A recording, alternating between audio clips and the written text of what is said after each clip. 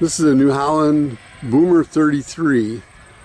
We were going to start it up for this video. It started enough to raise the bucket off the ground and the motor quit. We've not tried to restart it. It did have some sort of a knock when it did run. We don't know what it'll take to get it running, but it was running and it just quit. Does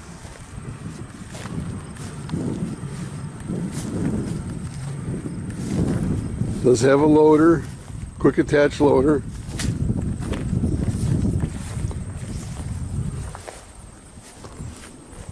What was the hour count? 289. 289 hours.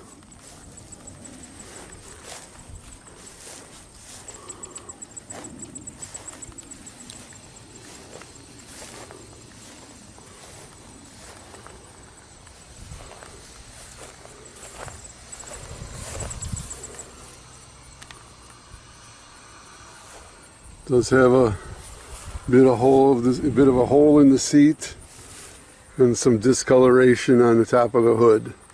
Other than that, the tractor is clean and straight.